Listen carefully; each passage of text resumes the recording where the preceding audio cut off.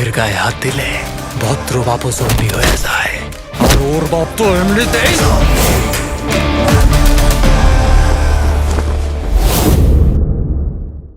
এবারে ঈদে মুক্তি পাওয়া সবচেয়ে হাইপ ক্রিয়েট করা মুভিগুলোর মধ্যে অন্যতম জঙ্গলি।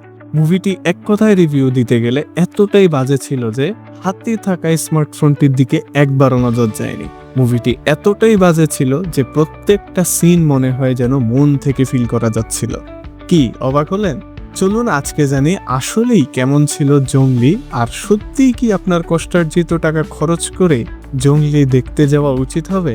আর হ্যাঁ, আমরা এই মুভির পজিটিভ নেগেটিভ দিকগুলি সহ এই মুভিটি 10-এ কত রেটিং পাওয়ার যোগ্য তা সবকিছুই বিস্তারিত আলোচনা করব। So let's get started.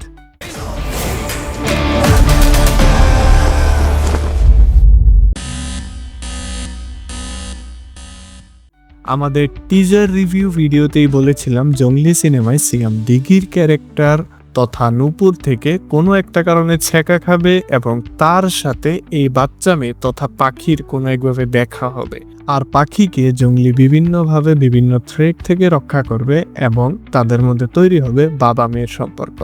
আর এই জঙ্গলির প্রেমে পড়ে যাবে তিথি তথা বুবলি। আর কিভাবে সিয়াম আহমেদ জনি থেকে জঙ্গলি হয়, কিংবা এত নাম থাকতে কেনই বা তার নাম জঙ্গলি হয়, আর কি বা সেই ইমোশনাল ক্লাইম্যাক্স সিন যেটা দেখে মানুষজন অনেকেই লাস্টে লিটারালি কান্না করে দিয়েছিল। আমি কাটতে কাটতে আমার চোখ ফুলে গেছে, এত ইমোশনাল ছিল। অনেকক্ষণ কেঁদেছি জঙ্গলি সিনেমা দেখে। সত্যি বলতে শুরুতে আমি অনেক নিউজে দেখছিলাম যে দর্শক বলছে তারা একটা সিনের কারণে জাস্ট কান্না করে দিয়েছিল, আর আমি তখনও এটা দেখে ভেবেছিলাম সম্ভবত এটা জঙ্গলি টিমের কোনো মার্কেটিং স্ট্র্যাটেজি হতে পারে। বাট সত্যি বলতে আমার নিজেরই চোখে জল চলে আসার মতো অবস্থা হয়ে গিয়েছিল। এবার কথা বলা যাক, জঙ্গলি কি আসলেই বোরিং সিনেমা? কেননা অনেক ইউটিউবার রিভিউ দিচ্ছে যে জঙ্গলির অনেক কিছু তাদের কাছে বোরিং লেগেছে, কিন্তু আমার পার্সপেক্টিভে যদি বলি, সিয়ামের জঙ্গলি ক্যারেক্টারের সাথে পাখির যে বন্ডিং এবং কিছু কমেডি অ্যাকশন সিন জাস্ট জমে ক্ষীর হয়ে গিয়েছিল, আর বুবলির সাথে জঙ্গলির কেমিস্ট্রি জাস্ট দেখার মতো ছিল। মালদে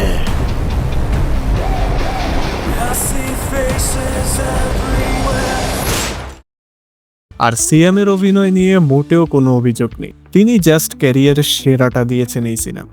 আর এই মুভিতে টোটাল 6টা গান ছিল, তার মধ্যে জনম জনম ছাড়া বাকি সবগুলি গানই ছিল একদম সেরা। বিশেষ করে যদি আলো আসতো এবং বাবা তোমায় ছাড়া গানগুলো ফিল করার মতো ছিল।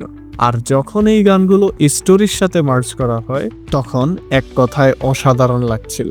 তাছাড়া ক্লাইম্যাক্সের আগের অ্যাকশন সিনটা ছিল পুরো উপভোগ করার মতো। আর এই মুভির সবচেয়ে পজিটিভ দিক হলো এর গল্প, যা ফ্যামিলি নিয়ে কিংবা একা দেখতে খুবই উপভোগ্য মনে হবে। আর হ্যাঁ, পাখি নামক বাচ্চাটির অভিনয়ের প্রশংসা না করলেই নয়, একদমই অসাধারণভাবে মেয়েটি তার চরিত্র ফুটিয়ে তুলেছে। আচ্ছা, অনেক তো সুনাম হলো, তাহলে কি এই মুভির কোনো নেগেটিভ দিক নেই? হ্যাঁ, অবশ্যই আছে। নেগেটিভ দিকের কথা বলতে গেলে প্রথমেই বলতে হয় দিঘির অভিনয়ের কথা, যাকে কেন জানি না আমার মোটেও ভালো লাগেনি।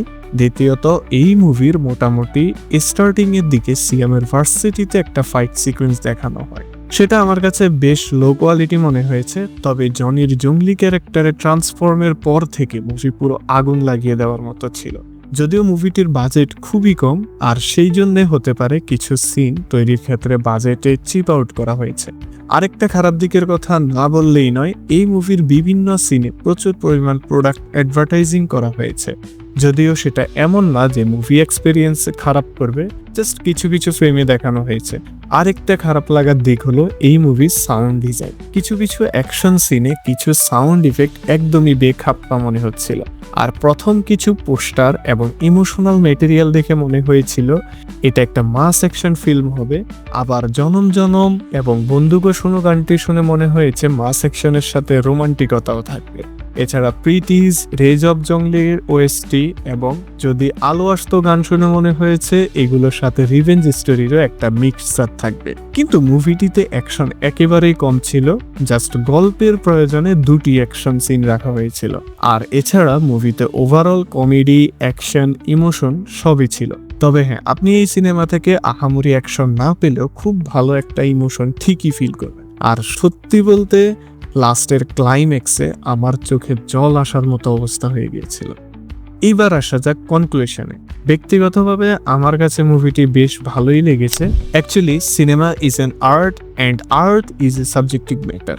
তাই আমার ভালো লাগা মানে এই না যে সবারই ভালো লাগবে। আপনি যদি জঙ্গলি দেখে থাকেন তাহলে আপনার কেমন লেগেছিল তা আমাদেরকে কমেন্টে জানান। আর হ্যাঁ, শুরুতেই বলেছিলাম রেটিং দিব, সো আমার পক্ষ থেকে আমি মুভিটিকে 8.5 আউট অফ 10 দিব। এবার এই বিষয়ে আপনার কি মতামত, বা আপনি হলে এই মুভিটিকে কত রেটিং দিবেন তা আমাদেরকে কমেন্ট করে জানান। আর হ্যাঁ, ভিডিও ভালো লাগলে অবশ্যই লাইক এন্ড সাবস্ক্রাইব করতে ভুলবেন না। সো আজকের জন্য বিদায় নিচ্ছি এখানেই। আল্লাহ হাফেজ, ধন্যবাদ সবাইকে।